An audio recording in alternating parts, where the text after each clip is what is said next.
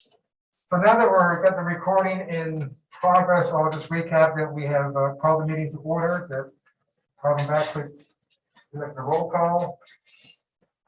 Hello, Jane. Hello, Wes. How are you? Welcome. That we have 4 members here: Member Foltz, Member Crow, Member Jacobson, and myself. We've adopted the agenda, and then we're on to old business. The first item, discussion of the GRU Integrated Resource Plan. Did I get it all? Yes, Thank you. you did good. Following up on our joint April 27th meeting with the City Commission members, I suggested that we run through the 6 recommendations that we have prepared. I say we, Member Crow put together for us. And I'm going to include Member Foltz's follow-up email. But before running through these one by one, my personal take from the joint meeting is that the commissioners encouraged us to continue with our comments on the 2022 IRP, but with the exception of the 2 items listed under new business, this agenda, they really don't want us to pursue any other recommendations at this time. They don't want to do any immediate actions. They would like for us to make our comments in the IRP and let it go at that. That's just my take. I don't know if that's the board's consensus or not.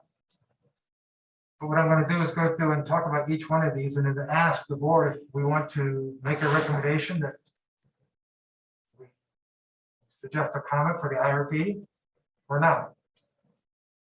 If that's okay with them. So for example, the first one, as Fletcher wrote it, expedite conversion to photovoltaic solar power. I didn't get a lot of strong reaction out of this one, other than several commissioners mentioned that GRU should create an achievable, measurable timeline goal for obtaining 100% renewable by 2045. Before you move on, let Okay. me just ask a point of order here. Sure. We have the memorandum that has the whatever 24 comments at the last meeting. We could be referring to that if you wanted to. If you'd like, Were you the author of that? I was, and all I did was I went through and listened to the recording of the meeting a couple times. Yeah, And then I wrote all those down. right. So I guess we can bring that up, I guess. All right. I can't find it. It's under the meeting. It's a PDF, right? Yes, it's back.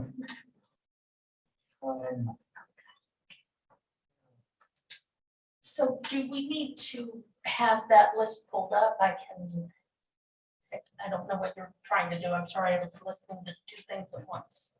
I apologize. That's okay. She's helping me.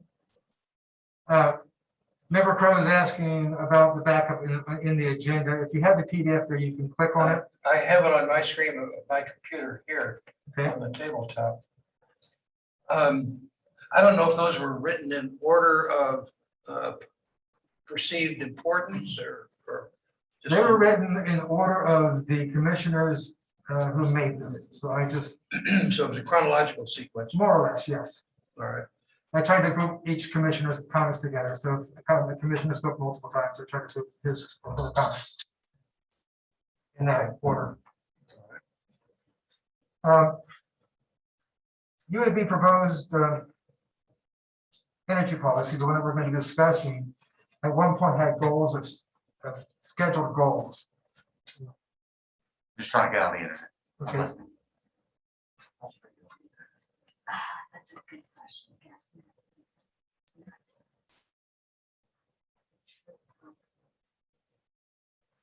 Keep going, I am listening. So I want you to be over here. I don't want to keep stuff up.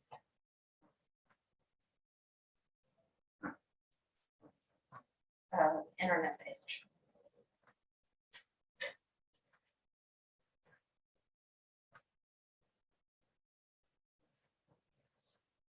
If I get that.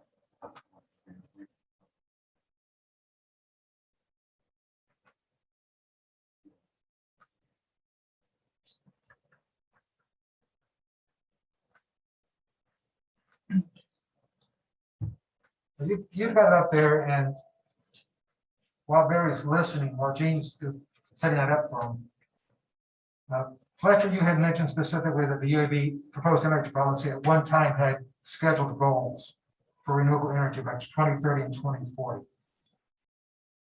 That's 60% by 2030 and 100% by 2040. Does the UAB want to recommend that these goals be included in both the final policy plan, which we're going to be discussing tonight, and the 2022 IRP? And when I say that, do we want to recommend to the city commission that they direct GRU to do these things?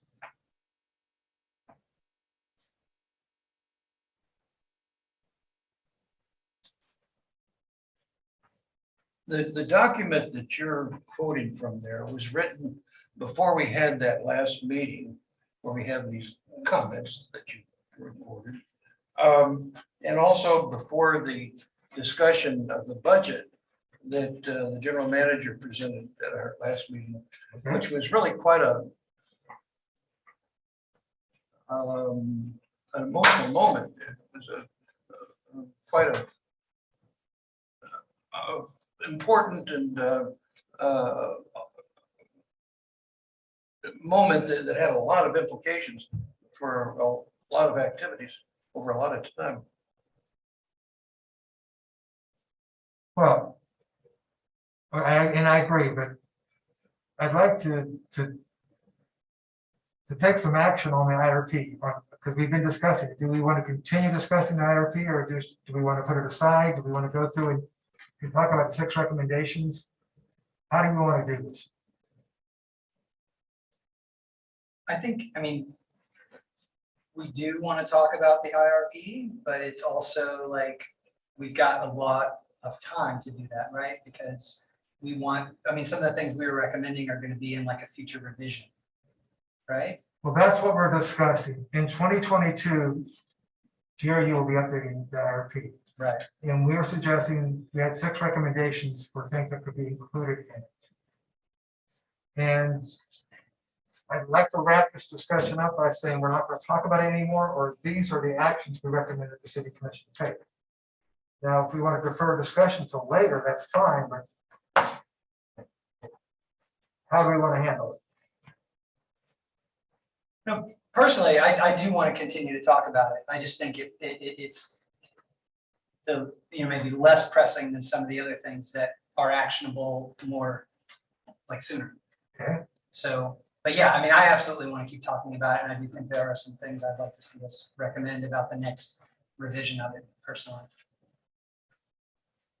Well, then I will take some direction from the board. I've gone through and prepared comments on all 6 of our recommendations, but if the board members don't feel like we need to take any action now, then I can just let this be any board member who would like to add additional comments on the IRP at this point, please do so. If not, then I'll just put the IRP off for discussion until I'm asked to do so. I mean, is there something we can discuss now? Well, that's what I'm looking at the agenda, for instance, and I'm seeing, okay, we've got the IRP, we've got the draft energy policy, and we've got the city commission directives. Yes. Right? Yes. And so in terms of like timeliness, to me, I'm just, the directives seem highest priority. Okay. And then beyond that, like, does the energy policy or the IRP, I don't know kind of the timeline like you guys do. But to me, the directives are first and foremost, and then from there, with ongoing conversations about the IRP and the energy policy, whatever where you all think makes the most sense. That's all I mean. Yeah, and the reason why it wasn't a matter of importance, it's just that city commission directors is new business, which is where it always goes last. Right. It seemed to me that the presentation on budget and the things that surrounded that are the 900-pound gorilla. I mean, that sets the parameters for the things that can be discussed here for the IRP. And it kind of limited the options, it seemed like. Limited the funding available, limited the scope of interest. So again, so what is the board's direction to me? What you want to do tonight for the integrated resource plan discussion? Do we want to go through the recommendations? Do we want to defer comment until after the budget session's over? Do we want to make any specific recommendations tonight, or do we just want to leave this be? I would just like to shift the order of the agenda personally tonight. So putting this, coming back to this tonight, at the meeting Okay. tonight, and getting through the directives first. Okay, That's my preference. If that's, that's Well, fine. doing tonight is the reason to. well, that's the thing. I don't know like what the timeline is for this conversation about the directives, but I would imagine that that is more like coming up soon than a future revision of that. That's, let's just, all right, so I want to keep this in, keep it moving, keep it in order. Member Foltz has made a motion to modify the agenda to move new business up to our initial discussion now and move it ahead of old business. Defer discussion of the IRP and the energy policy until after we discuss the city commission directives. Is there a second of that motion? Second, Mary Jo. Any member comment? When we get back to it, I had a number of questions regarding points that were in those recommendations.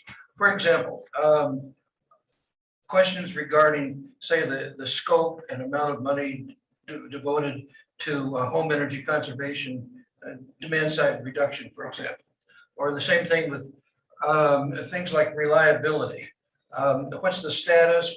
What is the budgeted amount? What are the issues? What is the background data on some of these? I think we need more specific engineering information before we can really take some of these up. Okay, so you want to discuss it under the, when we eventually get back to the IRP, but not now. So you're okay with changing the agenda? Yeah. All those in favor? Aye, all opposed? So, Robin, you got that? Yes. We're going to move on to new business now, city commission directives. You've all read the agenda. You see that there was a motion made. The city commission asked that GRU come back to the UABN commission with reports on removing fossil gas rebates, including the cost of doing so. Second part of the motion was that GRU consider how to market fossil gas as a clean energy. There really isn't much for me to say on this. That's going to be staff's report to us on what they think the timeline will be for that report. So I'm going to ask General Manager Walensky if he would like to speak to that if he is on the line, as Ed is on the line. Ed, would you like to comment on that? Yeah, we're in the midst of looking at a directive by the city commission to reduce up to $5 million in non-discretionary and discretionary expenses.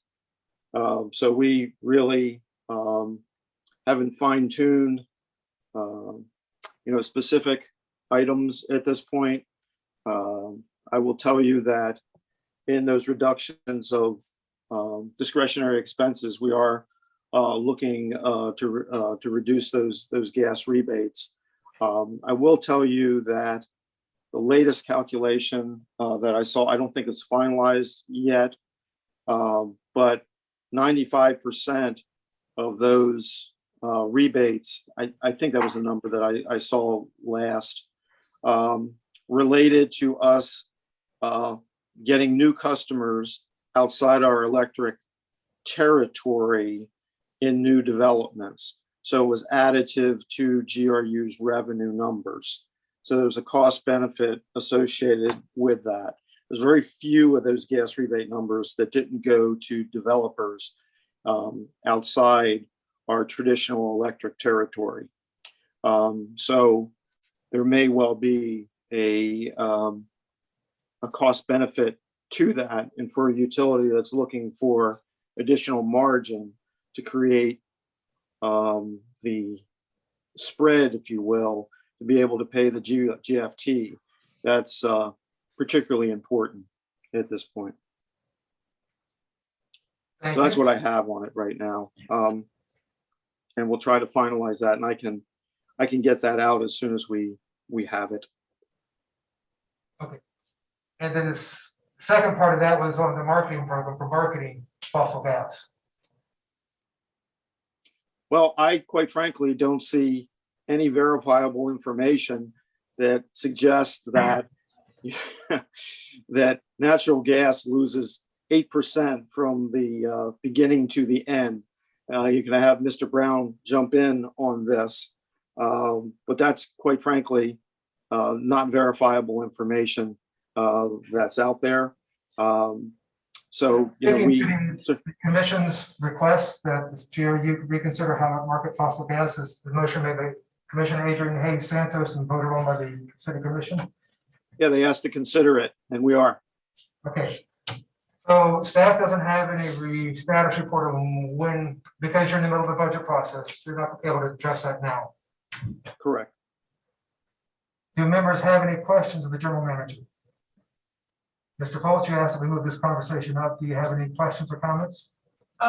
Just, yeah, so I guess, and I think the general manager touched on both of these, but for me, my two most pressing questions are the specifics on what you said about what portion of the rebates are going to, you know, customers that are not currently GRU customers, and actually we kind of want to hear from other folks on the board, because personally, I actually think I'm okay with saying ending rebates for GRU customers and only using the rebates for non-GRU customers. Because if it's a choice between buying dirty energy from Duke or dirty energy from Clay or buying natural gas from us, I actually am kind of okay with people buying natural gas from us. So that number is of interest to me and important to me, as you said. And then the other piece is just the marketing in media and in the public sphere about how we talk about natural gas.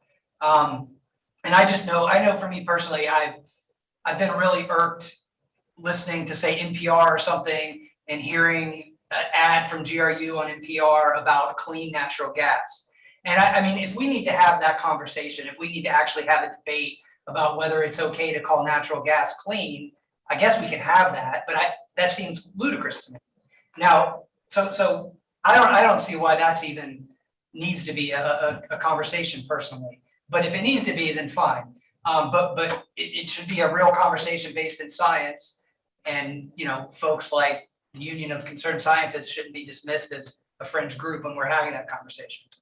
But that's kind of the pieces of that particular motion that are most important to me. And I wanted to hear what other folks thought. I have a question for Ed related to what you just said. Can we have a rebate to non-GRU customers and exclude GRU customers from that rebate? Is that allowed? That's a really good question. Quite frankly, I'm not sure. I think the answer is but- no. I think that's what we've heard in the past, but defer to you guys. Yeah, whenever I see a different policy for groups of customers, it does kind of my spidey senses kind of tingle. So, I'll check into. It's rebates to incentivize people to become customers. So that's like when you go to the bank and they say, hey, open a new account and we'll give you, this as a bonus. They don't give that to everybody. Let me just say, we ain't a bank. No, fair enough, fair enough. So they'll do the research. So I just wanted to see if there's an easy answer there. But I mean, I totally agree. I mean, it's an interesting point. Because I think the real issue here is that it's touching on this GRU, the city would love to have new customers, new revenue sources. On the other hand, I think you would probably agree, it pains me to go on the parade of homes and to see all these new homes out there with natural gas. We are committing carbon and all the things that I don't want to see. But you make a really interesting point. If it's going to be someone's carbon, then really have to be ours. Right. And so I'm not quite sure if we did go out there with natural gas, would someone else do it? And so it's just whose natural gas are they getting, or would they get someone else's electricity? I don't know. Right. But that's a really interesting point. And this is part of the bigger discussion. One thing that I really appreciated from the joint workshop was this idea that the move to carbon neutral by 2045 was an unfunded mandate. I could see where creditors would be nervous about that. And so I think that's something that we could be working on, is to say, let's come up with a structure. What's the most cost-effective way And some of them we may be having in the city commission are gonna have the discussion to say, what's it worth to you? If they wanna say, hey, we're not gonna do this, we're not gonna expand natural gas, here's the cost of it. And that's a cost of going to carbon neutral that we're going to accept or not. We should be having, fact-based, intelligent discussions about what that means. And I think, to your other point, it matters what we say. You have clean coal, clean natural gas. I mean, I think, this needs to be science-based. I totally agree with that. Member Crowley, any additional comments to what the other members have said? I have one very stupid question. If you live outside the city limits of Gainesville, you still pay the GFT? If you're, Yeah, it's built into our rates, Regardless of where you live? correct. If you're a GRU customer. Yeah. Correct. people in the county would say they pay more. Because of their additional tax that they pay, or fee that they pay. But we don't have any staff report, and we're not gonna have a staff report until we've had time to deal with the budget issues first. I don't hear any member comments or action tonight. Let's defer any further discussion until our next meeting, whatever that may be. And give the chair the prerogative that if the staff is still too busy working on budget, then we push it down to the next meeting. Does that make sense to the board members? What do we need to have something back? Of course, be effective to this information. There is no deadline given. And if you want to get something sooner than later, we can just say, let's go ahead and have request that staff have something ready for us at our next meeting. I don't know that they'll be able to, but we surely can ask. I'm not sure what we're gonna get back, except for whether we're gonna have a differential rebate. I think it's the only question we have to do. All right, well, then we'll ask them to bring it back to our next meeting. Our next workshop, not our next meeting, which will be June 22nd. Robin, you get that? Yes, So we are asking staff to come back with us on this agenda item at our next meeting. There's no other action to be taken on it. This is related to the CityCom directives on gas rebates and clean gas marketing. Yes, sir. Okay, Under it's agenda item 210031. got it. Thank you. Moving on back to old business. Do we want to go back to the integrated resource plan, or do you want to hear staff's presentation on the draft energy policy first? What's the board's prerogative? Draft energy policy. Whatever you want. Yeah, that's right. Member Jacobson has moved that we move the draft policy energy up first. Member Folds has seconded. Any discussion? All those in favor say aye.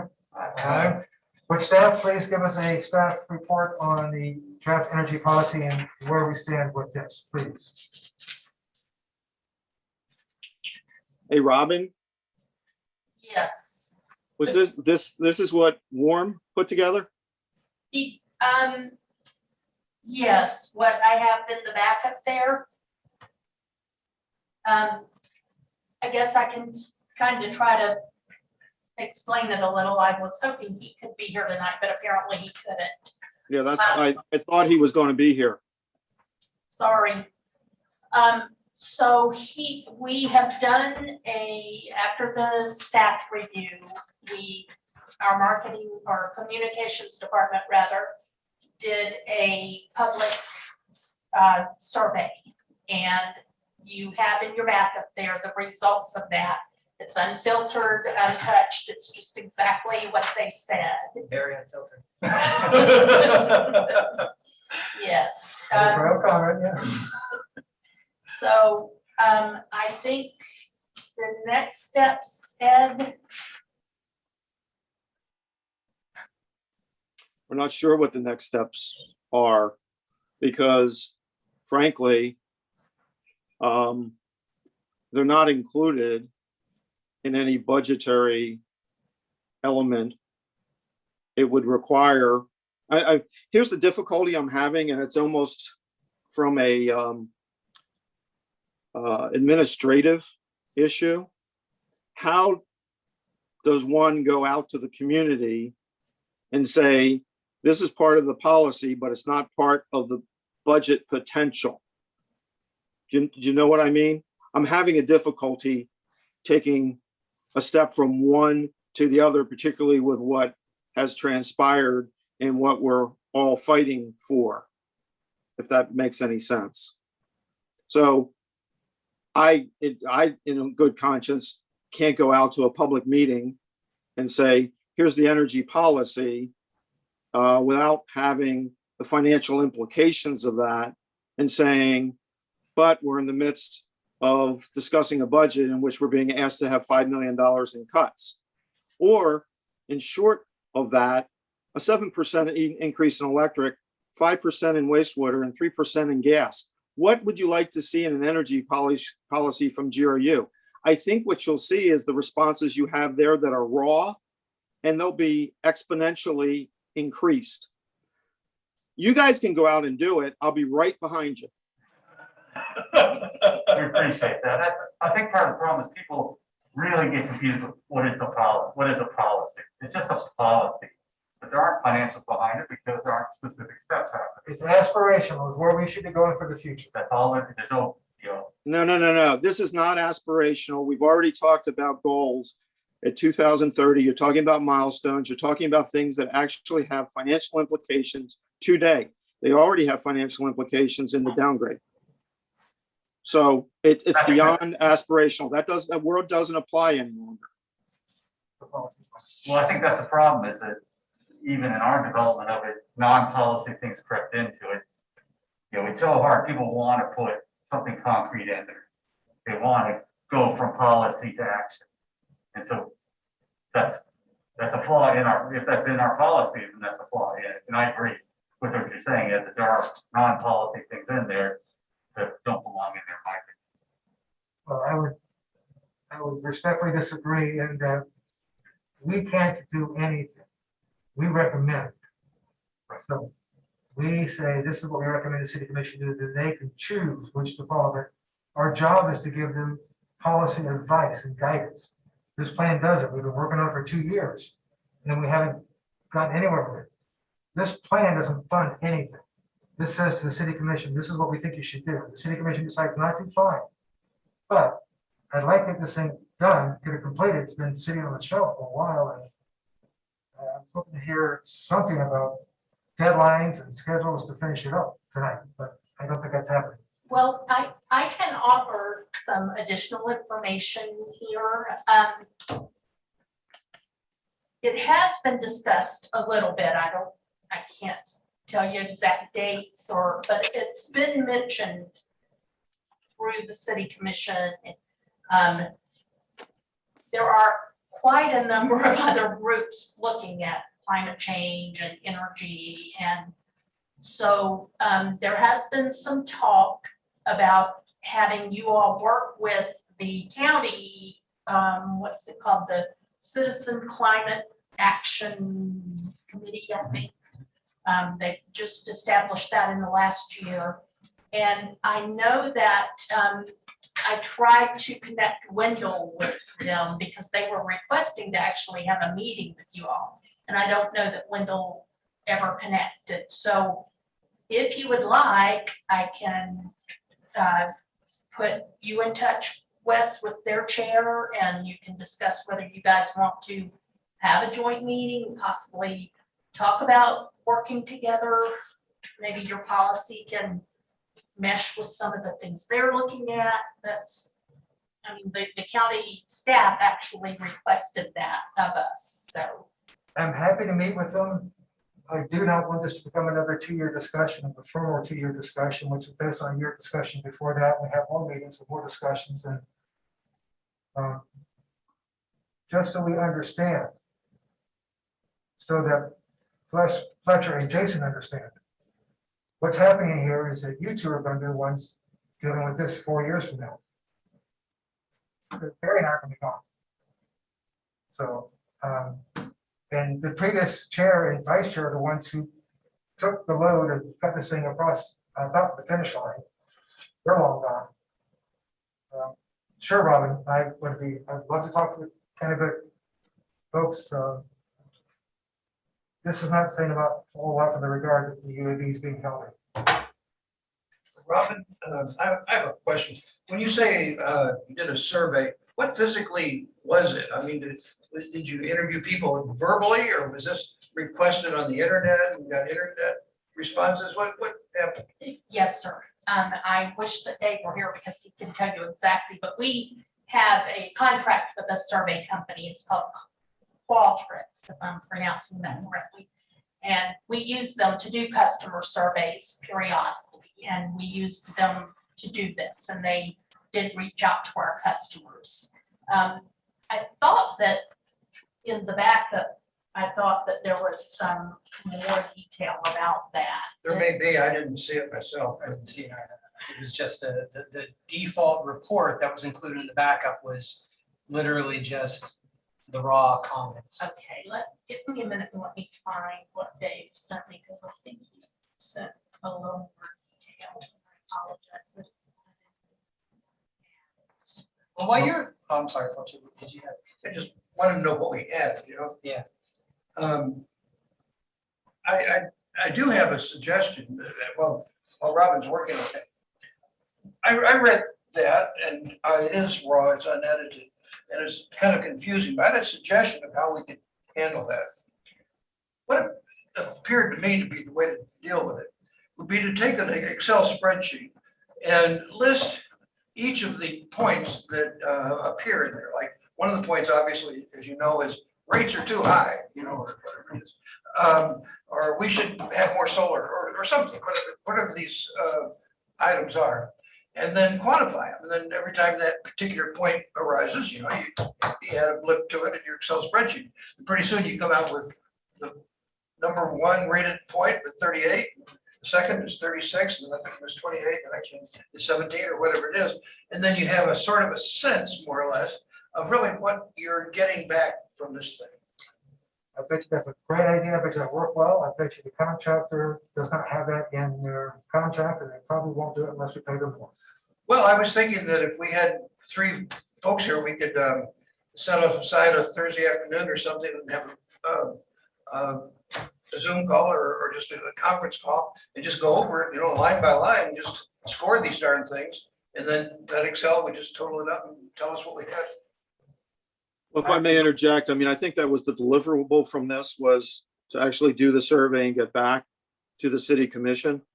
And quite frankly, we were surprised at the level of ferocity that came back on these. And also, along with the situation that we're now in, I think this was dated in April that we got the results, the end of April.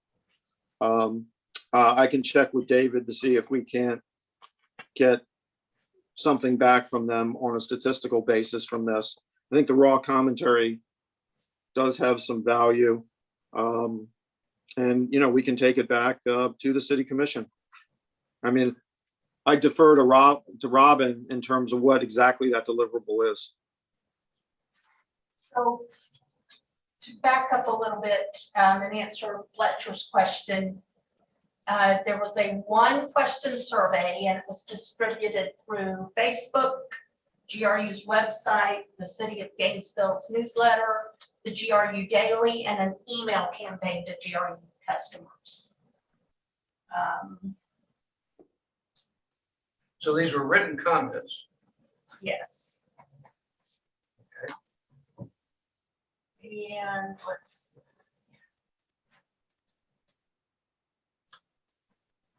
And part of Dave's notes here does say that we were to gather the community feedback and go back to the commission with that feedback. So we can do that. I can have Dave work with me to get on an upcoming agenda. I think June 17th would be the next time we could go. So a deliverable from the contractor would be a statistical analysis of these things, right? Yes, Okay. yes. All right, so we don't have to do it ourselves then. Oh, no. They they do all of that kind of stuff and And will they have it available by GRU being able to take it to the city commission the 17th, and contact will be able to do it by then? I don't know. Um, I will have to check with Dave on that, and I feel that they probably could. Sure. We should talk on it, but I don't know that for sure. Oh, that would have been nice to have been able to discuss that tonight. Let's request that be delivered if possible at the 17th. If not, please explain to us at our June 10th meeting what is going to be happening next. In essence, there's no report and no action at this point on this item. So if you would follow up on June 10th and let us know if the contractor could have something ready to go to the city commission at June 17th, that would be wonderful. Yes, we will certainly do that. Thank you. Are there any more board comments on this presentation? Yes, I wanted to go back with what you're saying, because I appreciate and share your frustration with the pace. We don't have time. But I do take a different view of it. Is that I think it really is important to do things in the right order, in the right way. Again, we're trying to, this is a policy. And I'm sorry to say this, there's a fair amount in it that's not policy. We can have a policy to not increase the committed carbon. And so then when the commission comes up with something and says, okay, we're going to do this thing, we're going to expand natural gas rebates, they can say, well, does that conflict with our stated policy? So that's the purpose of policy. And then if you try to skip that and go directly, and we could do that and say, we're not going to do policy, but let's just say we're doing that. And most of the feedback we're getting was not policy related. And I would, not that it's not valuable, but for someone to say, let's cut rates, let's do, that's not policy, that's implementation. Implementation has costs, implementation has, and that's the next thing we're supposed to get to. But I think, by trying to skip one step. And I'm not trying to skip any steps. I'm simply trying to move forward. We've done a survey. I would want to get results out and then say, let's hold, at one point, we were discussing holding public hearings, public meetings. Right. And member Miles was going to take the lead on that and be heavily involved. That didn't happen the last year because of COVID, but I want to have if this is what the extent of our public policy, fine, let's report on it. And let's just get this thing back to the city commission. Let's get some action taken on it so that it's no longer draft, it's final. And then the city commission can do with it what they will. Well, my understanding was our job was to come up with a policy and then to follow that up with recommendations for implementation. And once we have an adopted plan, but it's not even adopted yet. Rather than adopted policy. Right. Policy plan. But my concern though is if we go out to, and we're already seeing this, you go out to the public and you're not strict on saying, and let's talk about policy. Because most of the discussion with the public is going to be, I want this as to say, I'm sorry, that's not policy. This is just a policy discussion. And when you start mixing the two, we're not really coming up with a plan yet. I don't see success. Well, I can't speak to a statistical breakdown of what I read, but it was jumbled like a massive spaghetti or something in there. But my takeaway, maybe Ed's had the same thing, was basically there was a lot of anger about the rate structure of the utility. It's what really hit me hard when I read it, which is a little different because that's not exactly what was in the policy to begin with. So I think that's fair and valuable management information, but that really doesn't address the policy draft itself. Member Foltz, any further comments? I just had two things. One, I really agreed with a good number of the comments about how poor the survey was itself, and just as feedback to Qualtrics maybe. You don't take a document that's this long and just drop it in people's email or their lap and then say, here's a one question, what do you think about this? Like I thought it was very poorly organized, and I filled it out. I mean, you guys can probably find my comments in there, but I just was blown away. I'm like, who would do this? Like who would, I mean, I know college students that could have put together a better survey than that. So that would be sort of my feedback for Qualtrics, is that it could have been done much better. And then just, I guess my question to the board is, Fletcher and I came into this process really late and kind of were just witness to this policy. And so my sort of question has been, to what extent is this like we are like etching it in stone and here you go, city commission, versus to what extent are we still kind of in an iterative process here where we're taking feedback and making changes to it as we bring it forward? That's what I wanted to hear from you all. The way I understand it, Gary, you can certainly step in, was that we were going to provide a draft plan that was going to be adopted as the final plan. And then as each year goes by, we would come up with recommendations based on that policy on what the city commission could do to implement it. So we're not implementing anything with this policy or this plan. We're simply saying, these are our recommendations to the city commission. This is going to be our guidelines for what we think we should be doing in future years. And this gives us a roadmap, if you will, of where we should be going and what we should be doing. Now, we're not doing those things because we're not elected. We recommend the city commission, they choose, but we go back and recommend to them based on having a concrete document in front of them. Right now, we have a 2-year-old draft. It's in limbo. But let's say, for instance, that someone from the public made some valuable commentary that we said, we would like to include that maybe. Or in light of recent events, as the general manager said, we would maybe like to revise some of what's in there. To what extent are we still in that process versus here we go? My understanding was we did what we're supposed to. We came with a draft. We're gonna put it out to the public, get their feedback, finalize it, and then send it to the city commission. We've already presented to the city commission once, Right. and they said, this looks good, let's take it to the public to comment, bring it back. And that was a little over a year ago. Okay. And who will actually be responsible for saying, all right, here's the policy, here's the public comment, let's bring those two together? Will it be us or will it be the city commission? It's us. It should be us, but us as directed by the city commission. Okay. If we hear public comment, go ahead and finalize this. Okay. That's my understanding.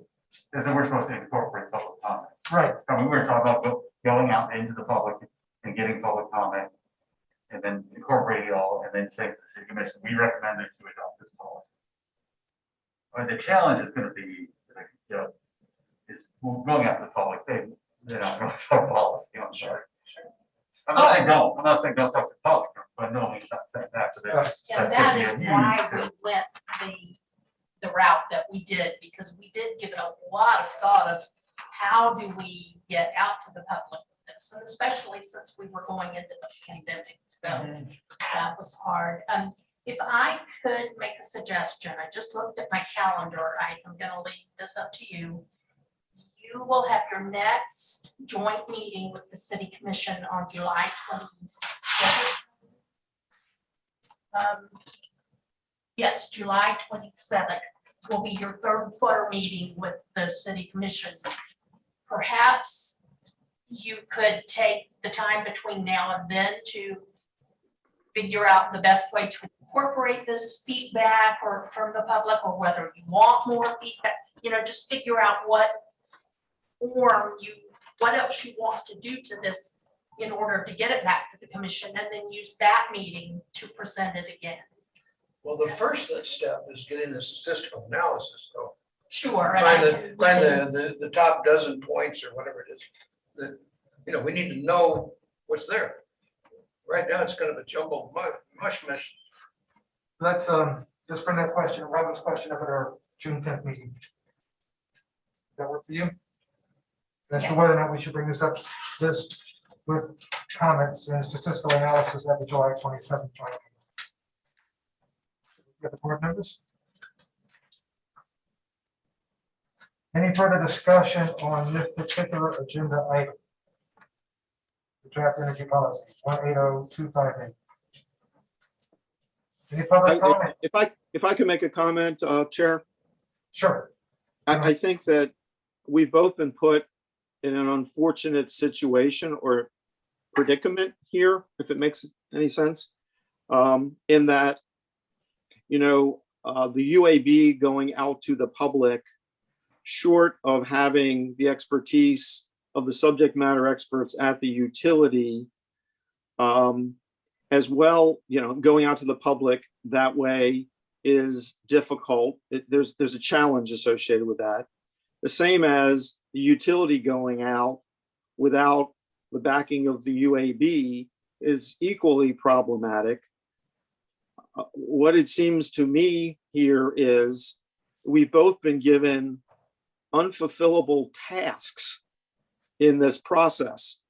There needs to be some sort of commitment, and you may be surprised to hear me say that this way, by the city commission, with a direction and saying they are sticking with that, which is not what I heard. So, you talk about the survey being a jumbled mess. There's a jumble all over the place on some of this, if that makes any sense. I think you have UAB's backing, and I certainly would be, as a UAB member, UAB chair, I'd be more than happy to attend any public meetings that UAB scheduled. You have our support 100% on this, all the way down the line. And whether or not you have, if you want to bring the budget discussion back into this, whether or not you think the city is not going to back you up on paying for the meetings or whatever, I don't know. But I know this UAB member supports staff completely, and what you may want to do is get this up. Oh, no, I'm sorry. I think you're missing what I'm saying in that regard. I mean, I would not be, well, I am not going out to a public meeting and saying that, we're setting a milestone of getting to 100% or net zero carbon by 2030. You want to put milestones in this. I would, you may call it aspirational, but I wrote down what you said about this aspirational agreement. You want it concrete. You want it to be able to move now. You want a roadmap for future years. That ain't aspirational. Well, yeah, That's a strategic plan. that's an aspiration to move forward and achieve something. Yes. Again, I'm just a recommender. All I do is here is I come up with policy suggestions. The city commission decides. Our job is to recommend. As much as I would love to have the power to make these decisions and make them happen myself, that ain't happening. Any further comments from board members? Is there any public comment on this item? Hearing none, we'll move on to the integrated resource plan, which is at the end of our agenda now. I started this discussion off by suggesting we go through the 6 items. I don't think there's a board consensus on that. I think the board wants to continue discussion of this as an open-ended matter through 2022. And if I'm wrong, please speak up. But I'm not going to read off the 6 recommendations now, but I don't think we're at a point to follow through on. Is that what the board's?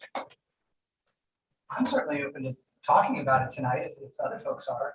I just wanted to get through those other 2 items first. Okay. Hurdle, did you speak about your concern that budgetary matters would prevent us from doing anything? Or saying anything? Or am I haven't said that, but as much as I hate to keep delaying stuff, we are kind of in the middle of a shitstorm. So I'm sure it's going to fall on deaf ears at this moment. I'll say we shouldn't do it. I'm just asking the question. Well, and there were things too, though. There were parts of this discussion that had, in my opinion, no budgetary impact, and then things that have different kinds of budgetary impact. So I don't think it's all or nothing. I think we just have to be mindful of the budgetary situation and whatnot as we have the conversation. But I thought there were a number of suggestions that, even just think about how we talk about natural gas. Doesn't cost a dime. It's just a change that we would like to see. Similarly, some of the suggestions about what to do differently with future IRPs wouldn't cost really much of anything aside from if it took additional staff time in drafting the IRP, but were important considerations that should be talked about moving forward. So. I can go through and read what I've written down, and basically is a series of questions to you. Do we want to recommend that certain goals be included in the IRP?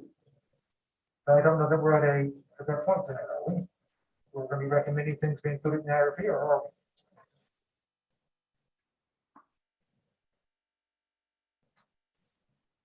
I'll go through and ask the questions, and then we can say yea or nay. Okay. Well, and especially just thinking about who's on the road tonight, if we're actually going to make solid recommendations, it would be nice to have can we make it a recommendation to the? You Right, can't vote on Okay, anything. vote on it. but we can talk about stuff. Okay, and if you want to defer discussion until we have a full board, I'm perfectly happy with that as well. I'm okay. I like talking to you guys. I mean, I just, This is our few chance we get to actually talk. yeah, exactly, exactly. 6 recommendations. The first, all put together by Fletcher Pro. Thank you, Member Pro. First one, expedite conversion to PVC to solar power. At one point, the UAB proposed that energy policy include suggested goals of 60% renewable by 2030, 100% renewable by 2040. Does the UAB want to recommend that these goals be included in our policy plan and in the 2022 IRP? We want to have interim goals. We want the city commission to direct GRU to include those interim goals in the IRP. Like I said, question I would have is what does it mean if they were to adopt those goals? Does that mean it's happening? We need to have a financial implication? Do we go? To me, it would mean that one of those little fancy scenarios they do in the IRP would be built around achieving 60% renewable by 2030 and 100% by 2040. Okay, so One of the 8 scenarios. just to do one of the scenarios. Yes. That they, okay. Yeah, one of them speaks to that. Well, there's multiple scenarios that are in the 2019 that talk about renewable and multiple talk about ACE. I'm talking about including a scenario in the 2022 that would be specifically with these specific goals that would have, let's say we need to bring on this type of renewable by this date to meet this goal. Well, the corollary to that is that the official 10-year site plan is vastly different than that. The 10-year site plan currently calls for very heavy reliance on coal. Which I assume is going to change in the next site plan, but Well, that's it. That's why we're having this discussion. The site plan is not an IRP. It's it's what you have and how long it lasts. It's a different animal. but- Sorry to interject. But it does reflect a lot of the continuing dependence on coal, and that is not the direction that the utility is taking. No, it doesn't show a dependence on coal. What it shows is what you have. And we've already, I take exception to that. It's the official statement of the utility as to what is planned for the next 10 years. do you want to jump in here, Eric, because you did a whole Yeah. presentation on this. Yeah, there is a difference between the IRP and the 10-year site plan. The IRP is strictly a strategic document.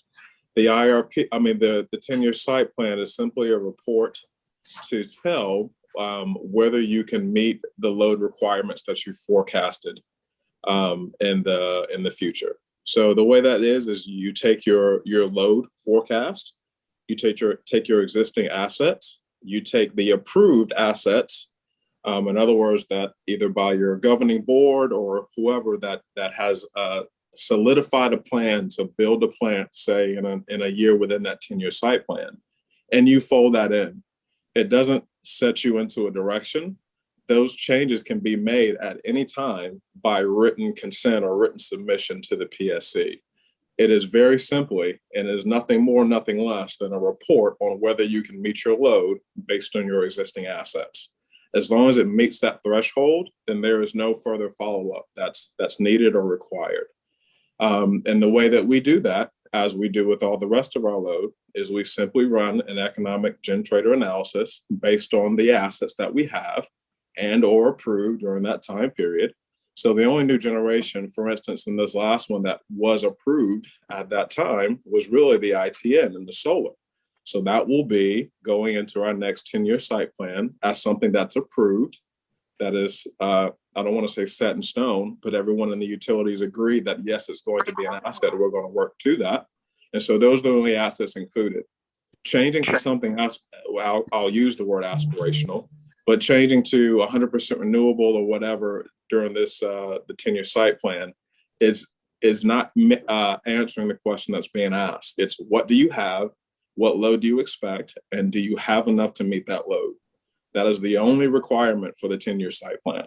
That's the only purpose, nothing else. And you can't put in that 10-year site plan at year 9 you may or may not get into a solar plant or something like that, that doesn't pass through the scrutiny of the city commission and our whole approval process. That's correct, right? That is correct. It has to be something that is approved. You can mention things that you are discussing potentially, right? But those are only on a short-term horizon. So for instance, we put in the ITN during this last cycle. We talked about it, but we really didn't include it in our loads because it wasn't approved and it wasn't definite that we were going forward. And this next cycle will include that in, but we'll know that's coming. It's not a speculation document. It is, what are you planning to do based on approvals and solid forecast? Going back to your recommendation, I don't see any reason not to. As a city. Because even if it's outrageously expensive and not feasible, then it's valuable to have it in there for that reason. Because that way, when we go out and talk to constituents who think that it's super important that we make this transition tomorrow, we can say, all right, well, here are the hard numbers of what it's going to cost. If it's even feasible, are we prepared to pay for that? So I agree. I think it should be a scenario for sure. The reason I brought it up is we have general ideas of maybe in the current one. But the city commissioners asked for a definite guideline or definite schedule, so this sets a schedule. Limited as it. Well, that question of formal plan came up when we met with the commissioners, if you recall. The IRP. Well, call it what you want. Is there a plan to achieve that percentage by date certain? A formal You tell us the technology, that will fit that. And you know, you should be all millionaires. All right, so we're going to be requesting that scenario be included in the 2022 IRP. Enhanced demand side management. I didn't get a lot of my reading from the commissioners, a lot of interest in any immediate DSM programs, funding more programs. But Member Foltz had a really great suggestion I think would do well to include in the IRP, 2022 IRP. That the IRP include a required periodic self-rating from GRU based on the same metrics discussed in the recent ACEE report on realized potential. So that we can see how GRU stacks up against other Florida utilities. Do we want to include a requirement in IRP that this self-rating be done? I certainly do. I think it's really important for us to know how we stack up against other utilities in terms of our efficiency program. And I have to admit, I had a commissioner after the meeting say, what exactly is DSM? And I'm like, I feel so stupid for like using an acronym in the recommendation. I should have been much more like plain spoken in terms of just saying Demand side management. or conservation or whatever, but I feel like that at least might be a tiny piece of why we didn't get more traction. Because at least when I've had one-on-one conversations with anybody in leadership, everybody is supportive of that and thinks it's a good idea. But yeah, it did not seem to get much traction to me. And I would support that. I feel like both in the first two, I just feel like we had a lack of data. Well, I want to second that. That's exactly where I'm coming from. I would like to simply know what's budgeted for that, how many FTEs are involved with this, what are the projected savings in terms of megawatts, in terms of megawatt hours, whatever it is. I'd like to see a lot more data on that. One email I think came out of GNV that I've been seeing a lot about was this idea of people who put in batteries can join up together.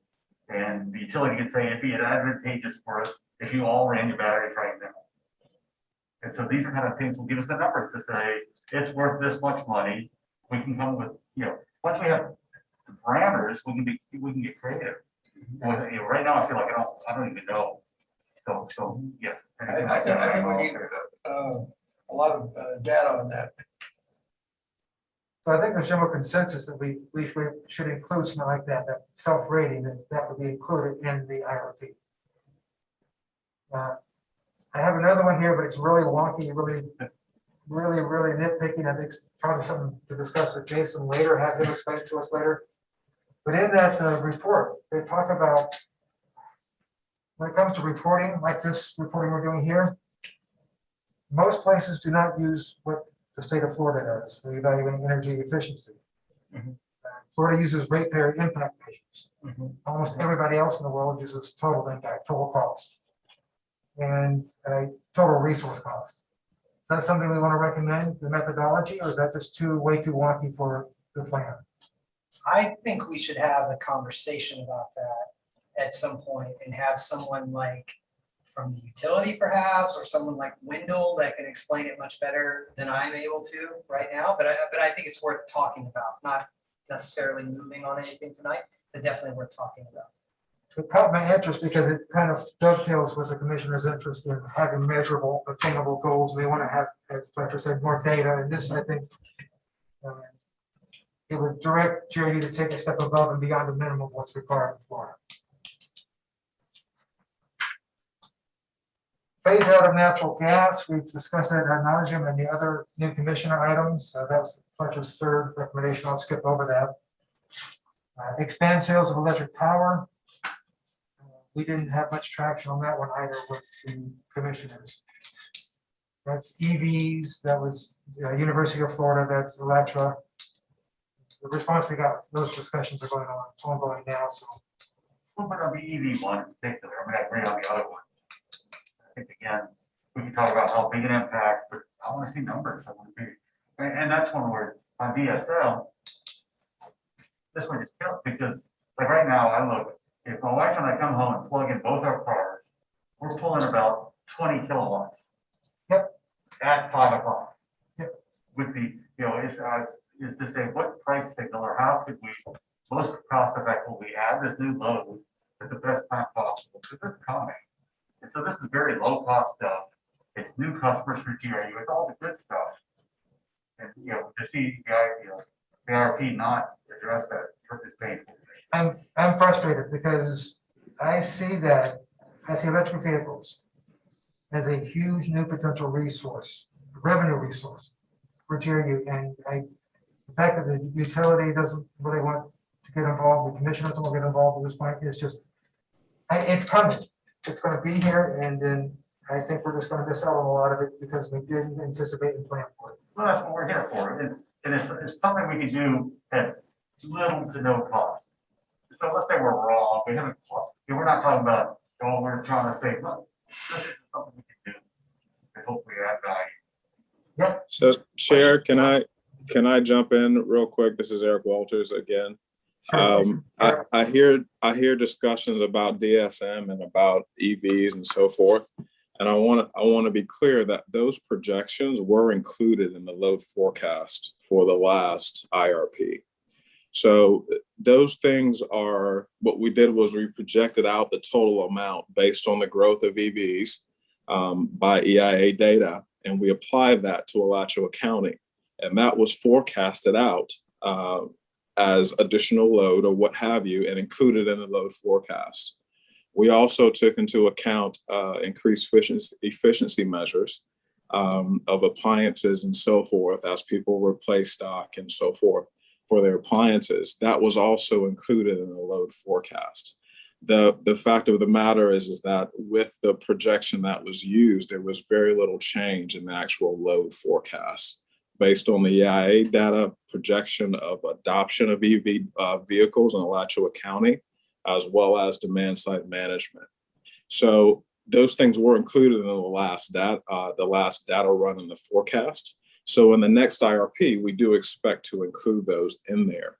But it would be the same thing. We would just update the projected adoption rate for EVs in Alachua County. And then we would also update any demand side management that may occur, any new technology or what have you. The thing is, those numbers are very, very small, even over that 20-year horizon based on the EIA data. So you don't see a huge effect on that, but that was included in the last run. Thank you. I have a comment first, Member Foltz. Sure. So I appreciate that, Eric. I think when I see that load forecast, the way I interpret that as this is a do nothing scenario. This is like, if we don't make any changes ourselves, this is what the projected load forecast is. And what I hear folks saying on the EV side, and what I'm certainly saying on the conservation side is, we can affect that curve if we decide to. And so, so for instance, I think folks are talking about EVs, like what could we do to incentivize and to increase the uptake of EVs? And for me, what could we do to do better on conservation and change that load forecast? So that's all for me. I'm trying to differentiate is the load forecast as projected, and is that written in stone, or what could we do about that? I agree. Chair, that's a very good question. And the way you have to look at it is it's an aggregation, right? So there is a load forecast based on I'll use the term do nothing, right? Then you add in, if we adopt EVs and there's a large adoption of EVs, that's actually going to increase that curve, right? Because there's more load. If you look at demand side management and those opportunities to reduce that, that's all actually going to reduce that curve, right? If you look at some of your other directives about electrifying the grid, what it's going to do to that curve is it's going to push it up because your load and your demand will go up, right? So if you push that load curve up based on electrification of the grid, you just made the question larger and the hole bigger that we have to fill, right? So there is a push and a pull. There's a give and a take when you talk about demand side management and you talk about electrification of the grid. They offset each other. So you can't say let's electrify the grid because that pushes up the curve and then turn around and say, well, let's do a lot of conservation to pull it down. They offset one another. So you can do both at the same time, but they net out to one curve. And that's what I'm saying with the curve that was used, is that they netted out. When we looked at the adoption of EVs, yes, that pushed that curve up based on the projection. When you look at DSM, it pulls the curve down based on the projection. So it's you're using the term the do nothing curve, but when you add those factors in, you actually are doing something, except they oppose each other. One's pulling up, one's pulling down. And the net of that is what you see in the load curve. Eric, I don't think we're questioning the veracity or accuracy of your curves. That's not the point here. What we're saying is that we want to intentionally affect that curve. If it offsets each other, that's fine, but we want to take positive steps for both conservation and additional load generation through EV sales. And it's not that we don't think that your curves are correct, it's that we want to put recommendations in the IRP that we're going to increase demand through selling more electricity for EVs. And yes, we also want to reduce demand by making people more efficient. And if that affects your curves, we understand that, but that's not that we're saying your curves are off. We're saying we want these things to happen. Well, I want to make a motion that all UAV members get free Teslas. No Is there- motions tonight. Is there a second to the motion? Yeah. Oh, damn, dies for a lack of So, second. Eric, let me ask then, because based on the scenarios you're running, can I tell the sensitivity, the elasticity of those curves if we were to increase or decrease EV sales? So if I understand your question, you're asking for kind of a sensitivity around those. How much would an increase in EV adoption change the load curve?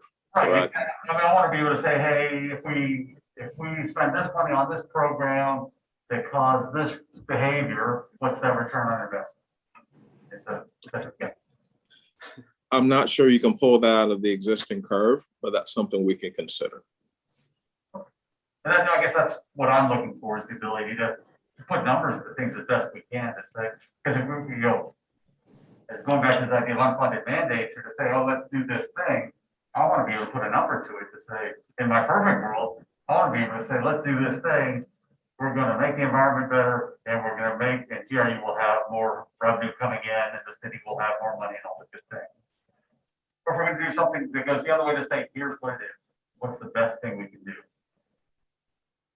Yes, yes. And also I completely agree with what you're saying, Eric, about the changes in the curve, pulling and pushing. I think that for me is why I was really trying to get at this idea of carbon accounting as part of our IRP, because you're right, if we are really aggressive with DSM and we pull the curve down, and really aggressive with EVs and we pull the curve back up, perhaps your load forecast doesn't look any different, which I know is the primary concern of the utility. But I think from my perspective, and I think other folks share this perspective, we're thinking about it also from the carbon budget of this community. And that would actually mean something very different for the carbon budget of this community if all of a sudden a significant number of people were taking their automobiles from gas to electrification. It would also mean something significantly different in terms of equity in this community if we were really focused on DSM in homes that are hurting the most and what that would mean for their bills. And so there's a lot of effects around this thing and these policies that are more than just what does it mean for the load forecast, what does it mean for revenue, that sort of thing. And at least for me, that's what I was trying to get at with this sort of expanded idea of the IRP, is let's have that broader conversation about what do our policies do to affect our community's carbon budget? What do they do to affect equity? Those sorts of things in the community beyond just this sort of narrow scope that we're talking about it currently. Well said. And Chair, Let me just say something there, guys. So you're talking about literally a business plan layered over the municipal utility to see if they can incentivize more use of electric vehicles, which, by the way, there's no data that shows the impact of credits that the utility could offer that sways the buying pattern of people from gasoline to electric vehicles by any significant amount. So the data doesn't exist to prove that point. So beyond credits issued for EVs, are you talking about installing stations around town that cost $18,000 to $25,000 a piece for electrification? You're talking about new business enterprises in an organization that's went from AAA minus to A, and talking about not making the next step in the IRP or the next generation decision or series of generation decisions based on literally a venture capital perspective of the utility. That's what I'm hearing. And if you think that's smart, I would disagree wholeheartedly. I mean, Go ahead. just to respond to that, because I think this is a really important point for Ed, is that I have some appreciation, a little bit of what you're going through, I hope, which looks awful. And so I think you're misunderstanding. I'm an engineer. I'm just thinking, I wanted to, what's the sensitivity analysis? So like in the case of EV chargers, I just want to see the numbers. My belief is that it will make no sense for us to go out and spend a whole bunch of money on EV chargers. But we should, if we have some numbers, we can have an intelligent discussion and say, for those dollars invested, terrible return on investment, monetarily, and improving CO2, improving, let's not do that. Now we have the numbers to do that. So this isn't saying I want to do these things. It's saying, let's have numbers so we can say, I don't think we can give enough I don't believe that you can give a big enough rebate to incentivize people to buy a bunch of EVs. But maybe there's something cheap we could do that would help. Or, like I said, I'm much more interested in the demand side management of EVs to say, again, as people have EVs, is there something we can do to get them at very little cost and to go ahead and charge the car in the middle of the night rather than at 5 p.m. in a way that would be better financially for GRU. That's what these numbers are for. They're not to, I don't want to see us do crazy stuff. I want to see us do the most cost-effective things we can do. And so I feel like, when you come back like that, it feels like you're trying to cut us off. Yeah. Saying, you're hearing that we're trying to go crazy. We just want numbers. I mean, I just want to give I will say that I asked more than a year ago for data for staff to look into this, and you said you were too busy. Because you've got a number of other things you're working on. That's fine. And I don't The necessarily data- agree with Barry here. May I finish, please, as chair, my comments? I also look around at the city of Tallahassee, which is a very, a lot of similarities between Tallahassee and Gainesville and your utilities. I see a 2 or 3 page list of incentives they have for EVs, for charging stations. I see OUC doing that. I see Jacksonville doing that. I see several municipalities in Miami doing that. I see people doing it, and they had to have some sort of reasons for doing it, and I agree with Barry, I don't have the numbers here, but I see other utilities in this state and others using these rebates and successfully from what I can tell. So what I'd like to do is see if we can do some of the similar things like they're doing. And maybe if we need to contact Tallahassee and ask how they do it up there, maybe that's what we have to do if we don't have time to generate data here. That's what we're looking for. If I know that it works, I see it working other places. I'd like to see it work here. Well, then as an advisor to the city commission, you ought to think about going up and visiting those organizations and, getting additional data. But I would tell you, Tallahassee has a university that buys its freaking power. It doesn't have a donut hole. And In if the we middle go, of we the would state. sell to US. If we go, we would. That changes our dynamics incredibly. They also didn't make 2 ill-advised decisions on contracts that are living with them. They're working with the university. They're not burdened by those types of things. And the amount that they give as rebates are noise in their financial situation. Tallahassee's the cheapest in the state, or is it Lakeland? Both of them are, some of the lowest in the state. So we don't compare. I mean, the other thing is that we give more than our earnings in a GFT back to the city than Tallahassee, OUC, and all the others. They're giving 30 to 50%. The rest they can invest. They can easily put that type of money into rebates and things like that. What you hear from me is that I've told people that GRU is a crossroads. We're beyond the crossroads. We've crossed the Rubicon. Nobody will listen to the fact of where we are. And you're talking about diddling with the IRP to make it so that, you're not looking at the financial consequences of this. In the GRU to crossroads, I talked what the cost of the chargers would be. I compared it to a growth that was astronomical compared to, what you've seen in that arena right now. And it by no way paid for the rebates or the chargers that were being put in there. So, the analysis isn't there because you don't know what customer behavior is. If you can figure out what customer behavior is, you need to go to JD Powers or somebody like that and spend $1 million to figure out where you think the customer behavior is going to be in Alachua. We don't have that. We don't have that information at Thank you, Mr. GRU. Manager. Thank you, Mr. Manager. Our hands have been duly slapped. I want to go on record and say that I appreciate very much the 2 papers on Crossroads. Both of those I thought were very valuable in terms of seeing the situation of the utility. And furthermore, I want to say that I really appreciate the FIT paper. I thought that was very enlightening and very valuable as a UAB member. Thank you, Mr. Are there any further member comments? The next, I have a question. sure. And so if we ask for data, because we don't, my understanding is that we don't direct GRU stuff. Nope. So we can't say, hey, we want this and so are we supposed to be going to the city commission saying we would like these things from GRU staff and then GRU staff is supposed to direct? Or the city commission is supposed to direct? That's my understanding. Okay. And that's what I've been told. So I've said the lead UAB needs to go to the city commission. So this is what we're requesting. Would you please direct your staff? No, Ed's a charter officer. He reports to the city commission. He doesn't report to us. And technically, Now that being said, there's things that we have readily available, the reports that we'd be glad to share with you. But when you start talking about engaging in, a white paperish type of analysis, we can see if we have staff that's available for that. But most times, in fact, with what energy supply is going through, it's a little challenging at this point.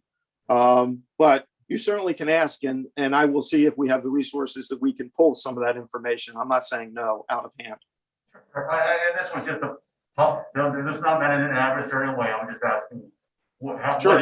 So to repeat what I think I'm hearing is if I have a question on whatever it is, I should go to you, Ed, Sure. ask a question, and then you would either direct it to staff or say, hey, we don't have time for this. That's Again, correct. I don't mean that in a bad way. I just mean, if you say, oh, we really need this thing, then we would go to city commission to say, we really need this, convince them to say, hey, it's worth devoting resource to it. That sounds fair. Thank you. Any further comments on this particular issue? If the board wants to continue, I'll take those to Fletcher's recommendations. Keep going. Next one is include environmental impacts of capacity options.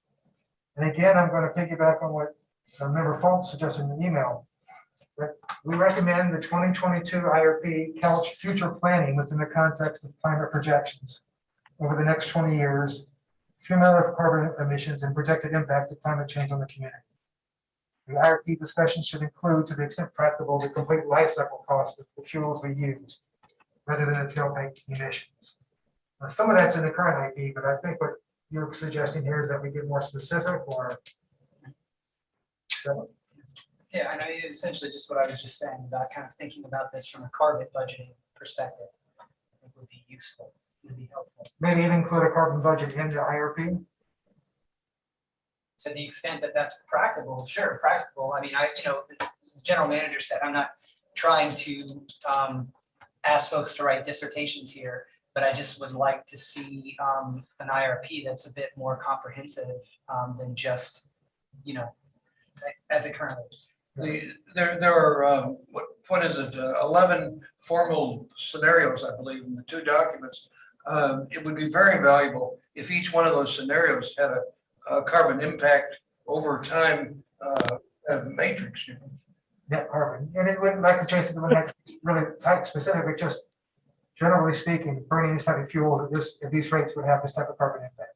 Well, Excuse me, Chair. This is Dino DeLeo, board members, energy supply officer. We haven't been very effective, obviously. The integrated resource plan was put out in 2018. The integrated resource plan and the 11 scenarios that were just mentioned by the board member were written with no renewable energy policy, with no resolution.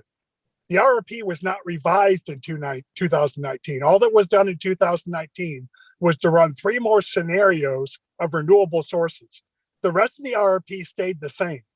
The base case, those other 11 options, none of those have any renewable options to them because they were done before the resolution. The only 3 options we presented to you when we did the UAB presentation were the 3 renewable that we reran those scenarios, not the base case. And we don't disagree with that, Mr. DeLeo. What we're saying is that we'd like to see carbon impact, the carbon budget included with the next round of IRPs. If in the. I'm not arguing, but we're just making an assessment that there was nothing in the previous 11 scenarios. There wouldn't have been anything in the previous 11 scenarios because that's not what the RRP was written for. Well, in the 2022 plan, if you come up with, say, half a dozen scenarios, it'd be very valuable if each scenario had a carbon impact associated with it. Yeah, sir, Chair, board member, I absolutely totally agree. But I'm interpreting the 2018 IRP for you that assertions were made against it. All you saw were 3 scenarios that we ran for renewable port. So the rest of the IRP, all those 11 scenarios, those were written long before the resolution. They were strictly economical solutions to the integrated resource plan. So we just have to be able to compare apples to apples. And I just want to make that distinction so we don't mistake the RRP that you saw in 2018 as anything like we're going to have in 22, because it won't. And I would like to mention that, us as a utility, we have visited OUC. We have visited Tallahassee. We went to Tallahassee and looked at them. We went through their solar program. We went through their RICE engine program that they have. So we are spending a lot of time and resources looking at how other utilities are doing things. And in 22, we will have those discussions, I promise you. Well, that's what we're asking, so that's fantastic. That's exactly what we're asking. That what they're doing, that those items are brought to the board, they're brought to the city commission, so that we can take similar steps here. Any other member comments on this particular item? Number 5, the 5th recommendation. Number 6, ensure adequate backup capacity for reliability. This one really didn't discuss much, and I don't think we need to. Like, staff is laser focused on reliability, and I commend them for being so. I mean, they have done a really great job of reminding us constantly of what the FERC requirements are. I really don't have any more to say about this, other than, of course, with my interest in renewables, I would like to see some discussion acknowledging that local renewable energy is a great source of reliability. You don't have to ship it here. You don't have to go through pipelines. You don't have to rely on somebody else. It doesn't freeze over like happened in Texas. So I think in any discussion of reliability in the future, we need to include local renewable energy, biomass and solar as a source of resilience and reliability. On that one, when that was brought up, was there a suggestion that we increase beyond FERC requirements, or what was that one? That was just one of the 6 recommendations that we had that went to the city commission, and frankly, there was no discussion whatsoever at the joint meeting. It was just that the city commission did not react to it. I think, yeah. So Let me just point out that the reason that it's in that draft stems from the fact that one meeting that we had focused exclusively on the awful situation in Texas, if you remember. And then prior to that, the UAB was asked to make a recommendation regarding the increased capacity link to FPL on the east side of town. You remember that? So at least in 2 cases, the UAB has taken up this question of reliability. And it seems to me that if we had further engineering information about the vulnerability of the city, or the lack of vulnerability, shall we say, that would be very helpful. Does the city, does the utility, does DRU need to put additional resources into additional levels of reliability? I don't know the answer to that, but I'm saying that's a question that UAB has got to deal with. I will say from my experience on the board, that has been the first and most important priorities for staff in my 3 years here. I mean, everything they say is about reliability first. GRU. The reliability for GRU customers being there. And they, from what I presented to me, they go above and beyond and the reserves that we have reliability. So I understand what you're saying about how this has come up twice, but I don't know what we, the UAB members, can add to that. I mean, what do y'all have to say? I agree. I mean, I think Texas was on everybody's mind, and you could see, actually, I just did a quick count in the public comments from the survey. Texas appears over 20 times.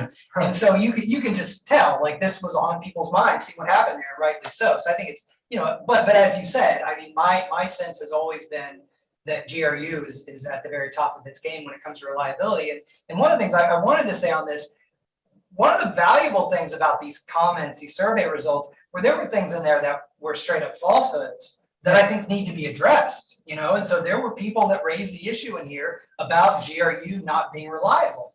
And so, thinking about, like, to what extent, and I don't know the extent the utility already does this, but to publish to the public our sort of reliability ratings as they compare to other utilities, I think would be very valuable, because I think that's always been one of the high benchmarks of GRU, from what I understand, is reliability.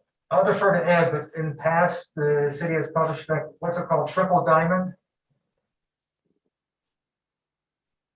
Oh, you're talking about the APPA designation. Yeah, we got one of the highest for safety. That was mostly safety related.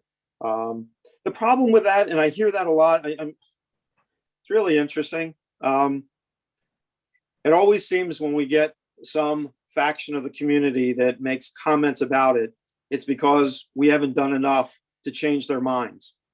And I hear, and I'm not railing against the UAB at this point. I mean, I hear it from city commissioners. I hear it from other people in the public. Why aren't you out there doing this? And the fact of the matter is, how do you communicate? We have social media presence, but you have people that troll social media. That you don't want to go into what's the Facebook site about Gainesville, that it's basically a viper pit. You can't go there. I was on social media for almost 2 years until I had to be pulled out of it before I went into a mental institution. I mean, you can only fight it so much, and you can only change people's perceptive minds so much. They're going to feed off of other things. And not that we don't try to do it, but you don't necessarily get the results because you can't always reach those people, with the facts as they want to hear them. So that's just me complaining. I apologize. I'm going to follow up with Member Crow's comments by saying, I think it would be good that if we continue to emphasize that we have a good mix of fuel sources, that renewables are part of that, and that the GRU always has reliability at the top of its priorities. Well, renewables like solar are not reliable. They are not. They're not They even are. considered a base. They're supplemental power. So we can't go out there sitting there saying your solar array is reliable. As We a just mix, can't. as a mix of when your pipeline freezes over and no natural gas is coming in and your solar field is still working, then it may not look quite so bad. We're not having our pipelines frozen. Saying that this is a Texas discussion, and this was the context of all this. Well, we know for a fact that when Texas had that problem, GRU was able to go back to coal for a month there. We know that for a fact. And that really was a very valuable resource that you could pull that ace out of your sleeve, you know? And- Chair and board members, this again is Dino DeLeo, Energy Supply Officer. So we were on solid or liquid fuel, which means coal and wood, and all liquid fuels from February 17th through February 21st. Those were the 3 days. And we were over to offset $900,000 in costs we would have paid if we didn't have that capability. And we made $575,000 in sales during that period of time. So it was a 4-day period. In my time at GRU, I've been here 15 years. We've had periods where we have been on solid liquid fuel for 3 to 4 days at a time because there was no natural gas availability. And of course, solar wouldn't do you any good there because solar would be gone at 3:30 or 4 o'clock in the afternoon. And solar, what would be offsetting that is battery or rice engines at night to overcome that. So our fuel diversity does produce an advantage for us on the reliability of the grid, only because we're able to go to solid liquid fuels like no other utility in the state of Florida has that capability. To have all their generation coming from solid liquid fuel. No utility in Florida can do that. Thank you, Mr. DeLeo. Do we have any more board members on comments on this item? I think all right. I've run through my list.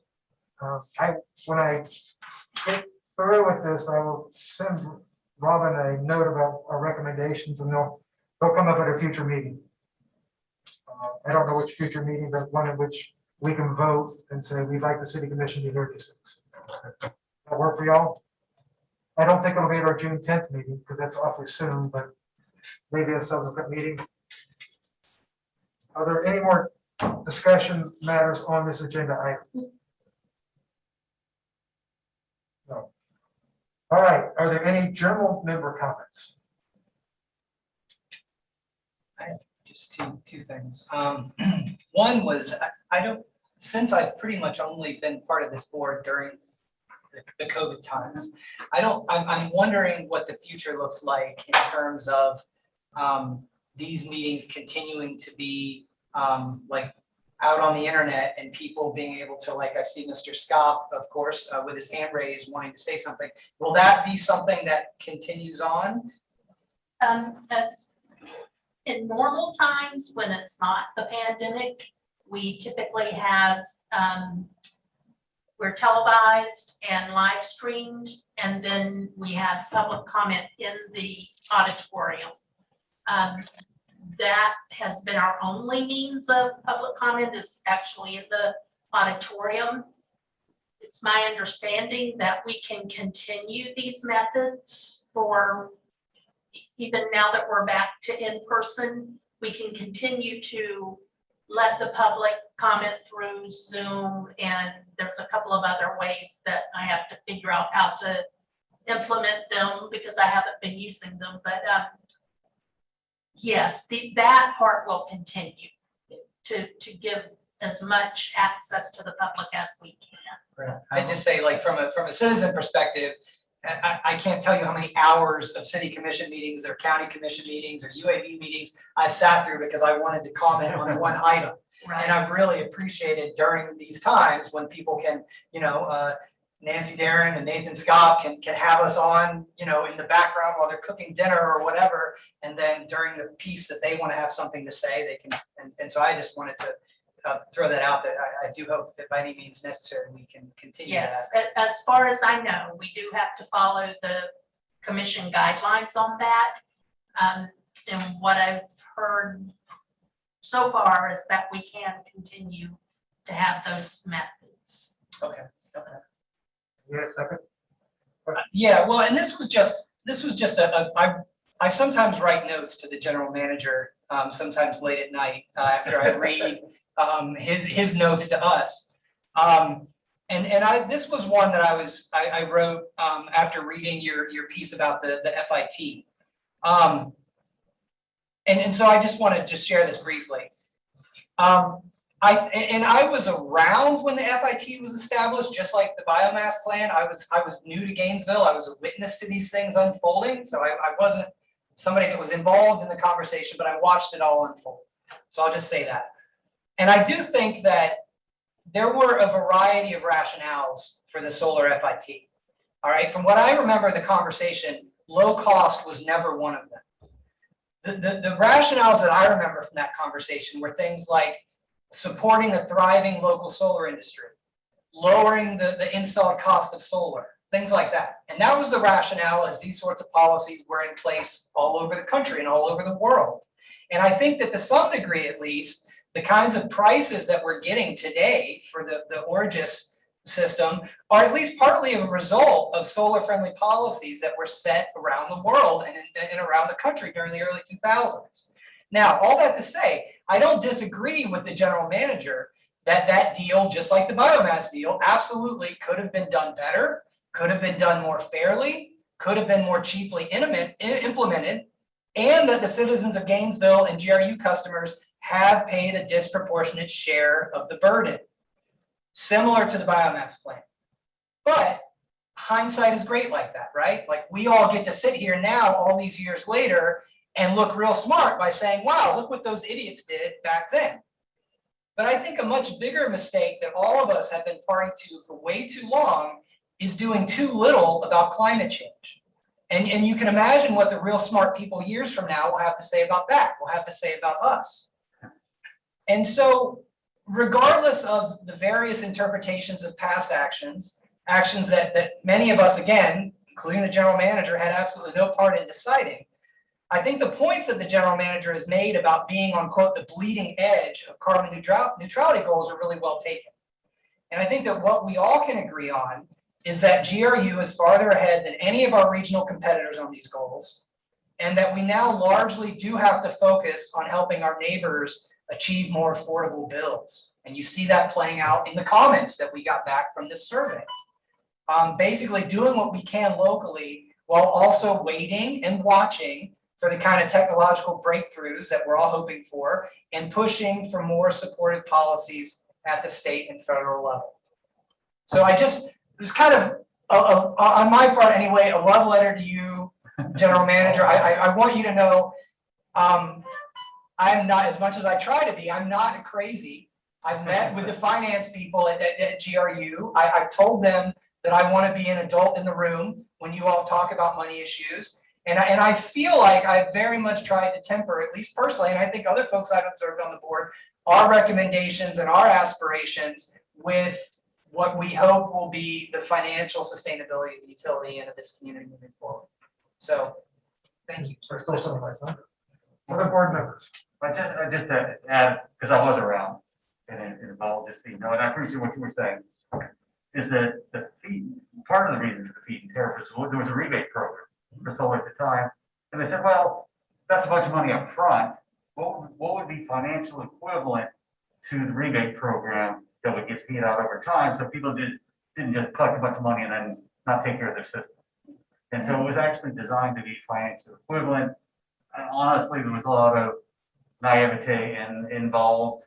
You know, we talked about, should you be capping it? Should you have to put money into, and so there was a lot of good intent. The other thing going on at that time was there was a real belief throughout the industry that carbon tax was coming. And that this was gonna be this great asset, both that and the biomass plant. We'll see if it ever, when and if it happens, but that was the intent. But I totally agree, it was all very well intentioned, and we are paying the price. Yes. I hope I never get a love letter like that. I'll take what I can get. I guess we all had comments on the feed-in tariff, and obviously you saw a reaction to one of my emails. I couldn't respond by law when the general manager singled me out as a newly minted chair. But I appreciate all the concentration and the vital importance of spreadsheets and making sure there's a financial balance, but we have more in life than just the spreadsheets. We are all justly proud of this utility for its leadership role in renewable energy. And the reason why is because we have biomass and because we have the solar feed-in tariff. Now, Jason talked about how we look back and say, oh, we should have put a would have. Folks, we'd be looking a lot different here if we didn't have fracked gas, if we didn't have gas, cheap gas from poisoning our water and smashing our ground up. If gas were a hell of a lot more expensive now, this solar feed-in tariff wouldn't look nearly as bad. But more importantly, because we have it, we are leaders in saving this community and saving our planet. And sometimes you gotta look beyond just the spreadsheet. Yes, I realize the spreadsheet is vitally important, but we need to keep focus on what the bigger picture is. And that's what the solar feed-in tariff does.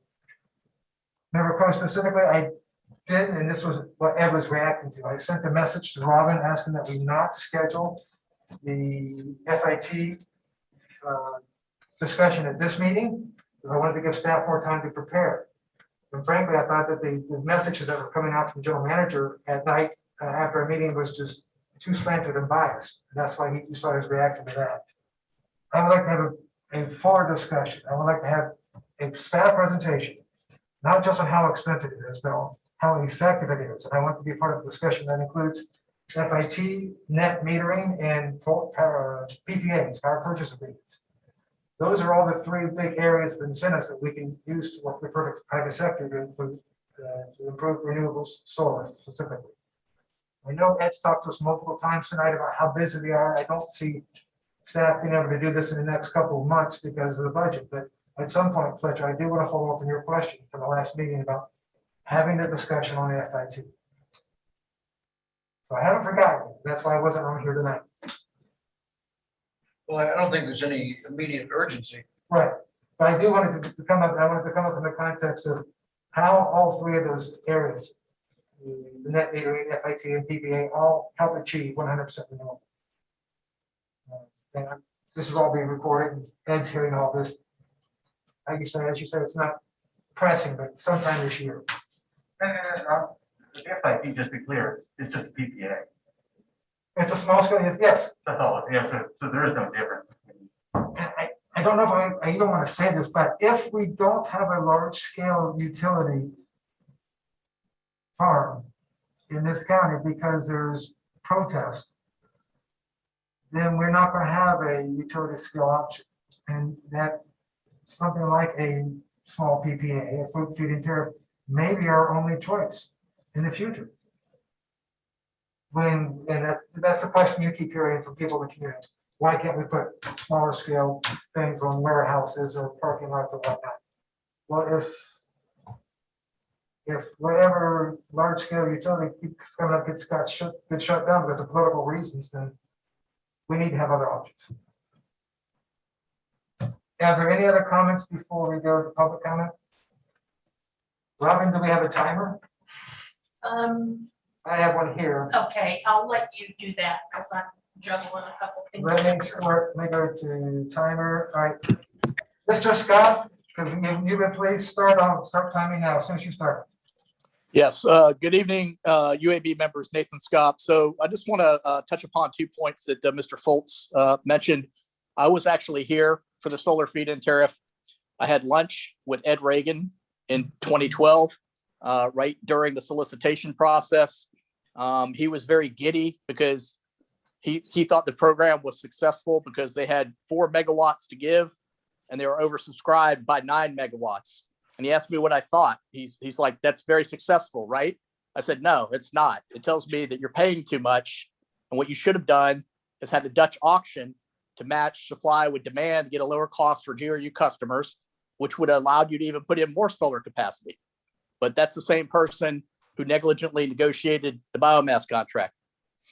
To Jason's other point about the Origis solar price, Jason, with all due respect, we don't know what the solar price is because it's in another heavily redacted contract.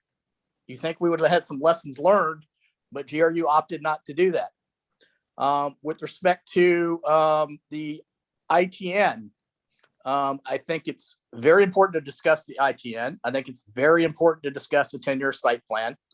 But those 2 issues, as the general manager and his staff have alluded to, are not the problems facing the utility right now.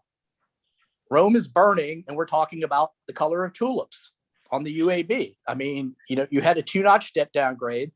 You're at risk of debt downgrade 6 and 7 when GRU goes back to market to issue debt because the money that they had for other projects is being swept away and siphoned off by the city commission for the GFT.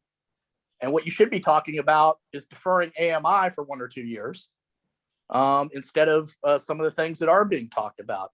And I mean, I'm trying to say this as nicely as possible. I don't think that the UAB's is ill-intended. I think you guys are trying to have discussions, but they're political policy discussions rather than addressing the financial health of the utility, which is the crux of the matter.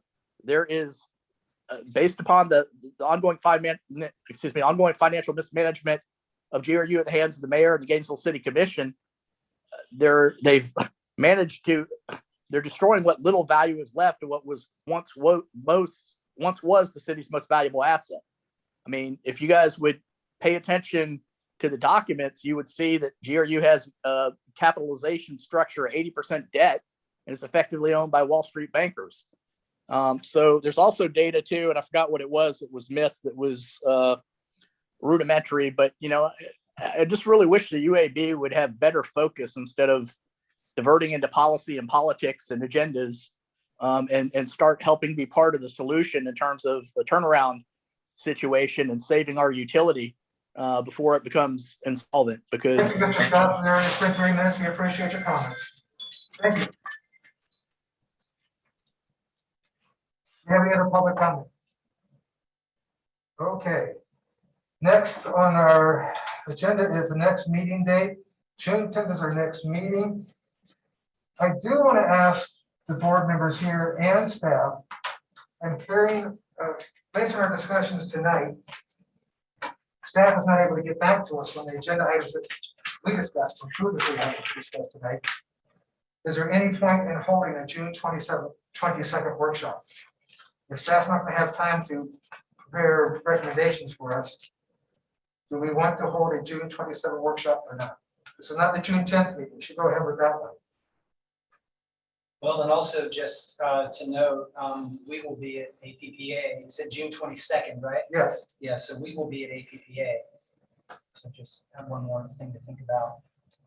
Robin, if I may, what steps do I need to say that we're not going to hold a June 22nd workshop?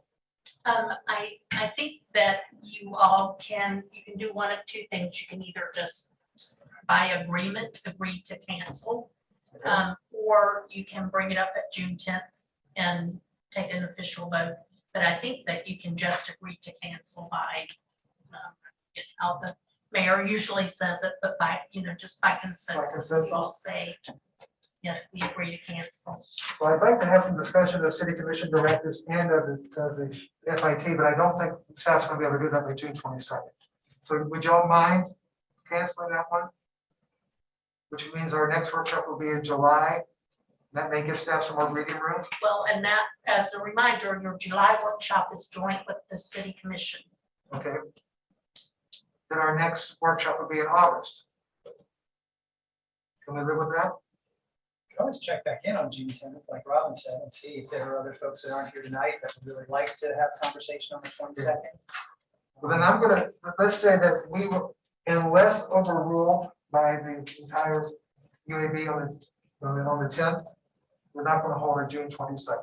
Okay, so But if we there's- will check with folks and see if they, at the meeting, At the the June meeting. 10th meeting will ask. Yeah. And I don't know if you need to agenda that or we'll just have it under discussion meeting. My concern is that we're not gonna be, we won't be able to get anything done at June 22nd. Staff's not gonna have time to prepare. I will make a note of it on the agenda, just so we'll remember to ask that question. But there's gonna have to be something that a board member says needs to be discussed in that meeting that staff can do. And right now, my sense of staff is overwhelmed with budget discussions. Now, if we're gonna meet with the city commission on July 27th, we certainly need a UAB meeting prior to that, or a workshop prior to that. We do have a meeting on June 10th. But we need a A workshop. And in July, right? We have a meeting in July. We have meetings in June and July, yes. So we need a workshop in June prior to that July 27th. And what are we gonna discuss in the June workshop? What are we gonna say on July 27th? I am hoping that Robin's gonna come back to us at our June 10th meeting and have some sort of results from the policy plan survey.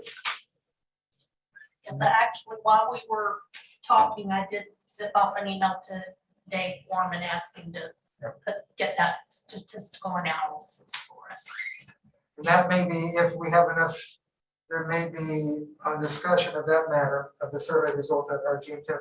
There may be enough there to say, yes, we should do a June 22nd workshop. But unless we have enough from that survey at our June 10th meeting, I don't know what we would discuss on June 22nd. Just realistically, based on what we went through tonight, Based on that. any further discussion? Let's adjourn.